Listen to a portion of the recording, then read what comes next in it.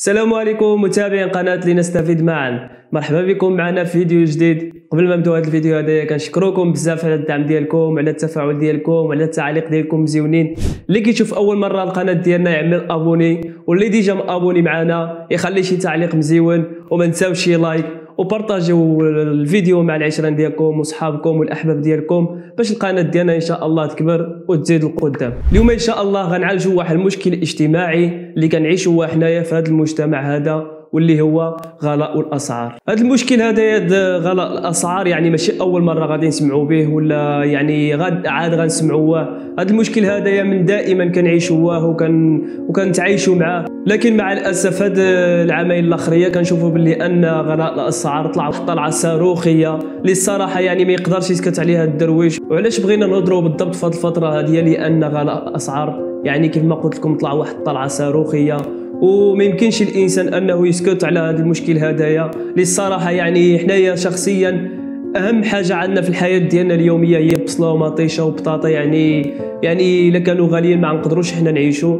لهذا جينا نعالجوا هذا الموضوع هذا، وكنتمنوا نكونوا عند حسن الظن ديالكم، وخليوكم تتبعوا الفيديو حتى الاخر. السوق اخويا كيغلى، الخضره غاليه والبصله غاليه، الخضره غاليه، كل شيء غالي. بطاطا 4000 وقت من 6 الصباح وانا قزبر ديك البيضاء اللي كنا نسقطوا ب 10 ولا 30 ماشي حرام. حنا عارفين بلي اننا واخا نصوروا هذا الفيديو هذايا ولكن ما غيتبدل والو. بغينا ان شاء الله غير نعرفوا فين كاين المشكل، واش في الفلاح ولا في المسؤولين ولا في الحكومه ولا في الشركات. المشكل الاساسي مين ماشي؟ هذا المشكل هذا غلاء الاسعار كيعانيوا منه بزاف ديال المغاربه الا القله القليله، وهاد القله القليله نتوما عارفين شكون هما بلا ما نقول لكم. حنا بصفتنا الفئه المتضرره من غلاء الاسعار بغينا الحل هذا المشكل هذايا في اقرب وقت ممكن، حيت ما يمكنش واحد الانسان عنده واحد المدخول قليل يقدر يعيش في هاد الظروف هذه. تخيلوا معايا السي أخنوش اللي هو رئيس الحكومه خرج في واحد المنبر اعلامي كيقول باللي ان هذه الحكومه هذه اللي هو الرئيس ديالها اللي عدلاتو ما عدلوهاش الحكومات من قبل هذه 10 سنين. يا سيادنا حتى انا تصدمت كيف ما نتوما مصدومين حاليا ملي شفت هذا التصريح هذايا لواحد الرئيس الحكومه كيقول باللي ان الحكومه ديالو عملت داكشي اللي ما عدلوهاش الحكومات اللي قبل من هذه 10 سنين. في نظركم انتم شنو هما الانجازات اللي عملتهم هذه الحكومه؟ هذا المقال هذا مكتوب فيه باللي ان هذه الحكومه هذه عملت للشباب فين يخدموا وتعدلوا برامج اوراش وفرص، وهدر هذا الرئيس على تعميم التغطيه الصحيه على المغاربه كاملين. هذه البرامج اللي كيهضر عليهم رئيس الحكومه هضر عليهم سيدنا الملك شحال هذه. اما حكومه اخنوش وعدت المغاربه بحوايج اخرين بحالاش؟ قالت اسيدي على انها غتوفر 1,000,000 منصب شغل للشباب، وعدت الاساتذه انها غتزيد لهم 2500 درهم في الصالير. وهذا الشيء هذايا غير شويه من بزاف الوعود اللي كنا كنسمعوهم في الايامات ديال الانتخابات. لكن كيف ما العاده وكيف ما كنعرفوا كاملين ان هاد المسؤولين هذوما ملي كيشبروا شي منصب كينساو هاد الوعود هذه اللي وعدوا بها الشعب. لكن حاجه واحده ما وعدوناش بها ووقعت وكاملين حاسين بها، هي المعيشه غلات والثمن الاسعار طلعت في السماء. المشكل هو ان الناس تقهرت لدرجه ان الغلاء في كل شيء. رجعنا كنسمعوا شي اثمنه اللي ما عمرنا كنا كنتخيلوا اننا يجي شي نهار وغنسمعوهم، وهنا ما علينا غير نقولوا الله يحسن العوان علينا كاملين. تخيلوا معايا كاين اللي كيتخلص 2000 درهم في الشهر واش غيقدر يعيش، وكاين اللي كيتخلص اقل منها، وكاين اللي كيخدم نهار وكيجلس شهر، وكاين اللي ما خدامش حيت اصلا ما لقاش فين يخدم. تخيلوا معايا كاين واحد الفئه كتخلص 5000 درهم في الشهر وكتشكى من غلاء الاسعار. اشنو غيقول هذاك اللي خدام نهار وكيجلس شهر واللي ما خدامش في مره؟ الا بقينا على هذه الحاله هذه غيرجعوا عندنا في المغرب جوج طبقات، طبقه الاغنياء والطبقه الفقراء اللي في اسفل السافلين. كاين بين هاد جوج طبقات واحد المسافه اللي كبيره كبيره كبيره بزاف. فهاد الشيء كامل فينا هي هاد الحكومه مولات هاد الانجازات هادو؟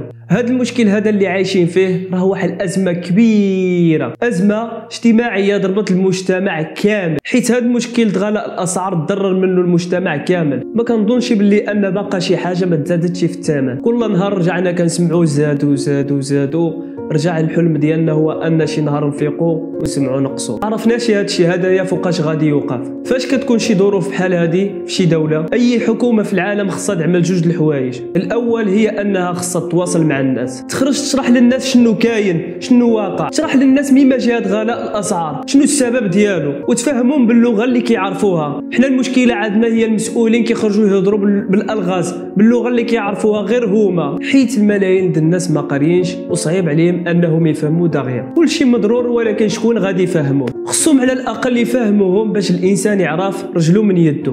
هاد الحكومة هادي واخا ما صوتوش عليها المغاربة كاملين، ولكن راها حاليا مسؤولة على المغاربة كاملين. أكثر من 40 مليون مواطن كيستناو هاد الناس هادو ما يخرجوا يفهموهم شنو واقع. إذا أول خطوة اللي خصها تعدل واللي دائما كنلقاو فيها المشكل مع المسؤولين هي أنهم يتواصلوا مع هاد الناس. تخيلوا معايا أن التواصل مع المواطنين منعدم تماما.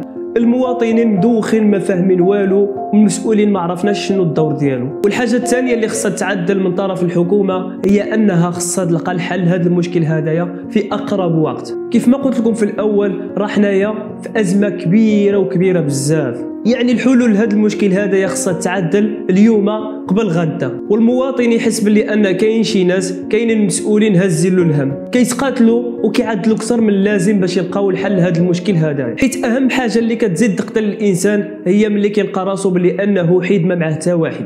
هاد الايامات خرجوا شي مسؤولين كيدوروا في المحلات كيراقبوا الاثمنه ديال الاسعار، طبعا حيت كاين شي ناس استغلوا هاد الازمه هاديه وهاد الظرفيه هاديه وبداو كيزيدوا في الثمن من راسو، كيستغلوا الجهل ديال الناس وهاد الفتنه اللي كاينه حاليا زعما باش يربحوا الفلوس بزاف. وهنا ما كنقصدش غير صحاب الشركات، كاينين شي حوانات في شي محلات في حوام شعبيه حتى هما الله يهديهم. تخيلوا معايا انني مشيت لواحد المحل في واحد الحومه شعبيه، مشيت نشري طونيك جبرتو كيعمل 2 دراهم، قلت ماشي مشكل يمكن غير طونيك تزاد في الثمن. بغيت نشري جولدين اللي كبرنا كاملين به من الصغور ديالنا على انه كيتباع بدرهم واحد، لقيته حتى هو 2 دراهم. الميساج ديالي لصحاب هاد الحوانت، اتقوا الله. الموضوع الغلاء طبعا كاين في كل شيء وفي ما مشيتي وفي البلاد كامله، والسلعه اللي كتجي من برا وكتفرق في المغرب كتفرق بثمن غالي، وحتى الفواكه والخضر اللي كاينين في البلاد حتى هما كيتفرقوا بالثمن غالي. وهذا الشيء طبيعي حيت ثمن المازوط والانصاص ما بغاوش ينقصوا. والحكومه واخا عملت ديك سياسه الترقيع وعطات الدعم لاصحاب الكاميوات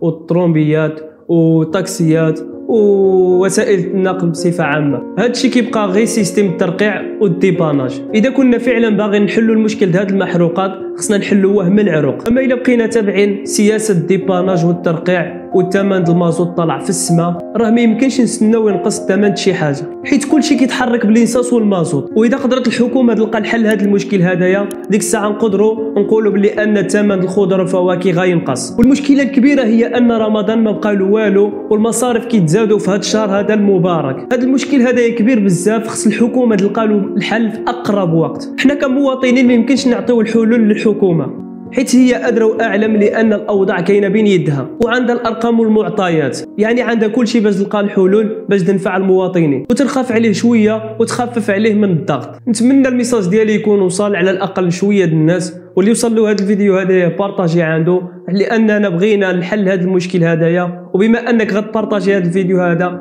غادي يوصل ان شاء الله للمسؤولين، ولعل وعسى يلقاو الحل هذا المشكل هذايا، لان هذا المشكل هذايا كبير وكبير بزاف. كيف ما قلت لكم في الاول الفيديو بلي انني ما نقدر نغير والو بهذا الفيديو هذايا، ولكن الا عملنا اليد في اليد وتعاوننا كاملين بينا كون متاكد 100% بلي ان هذا المشكل هذا غيوصل للمسؤولين وغيلقاو له الحل. وهنا كنكون وصلنا لنهايه الفيديو، كنشكركم بزاف وتحيه للناس اللي وصلوا حتى لنهايه الفيديو. ما تنساوش تدعمونا بلايك وابوني وبارطاجي وتشاركوا القناه مع الاصدقاء ديالكم وصحابكم، وشكرا بزاف لكم وتحياتي لكم.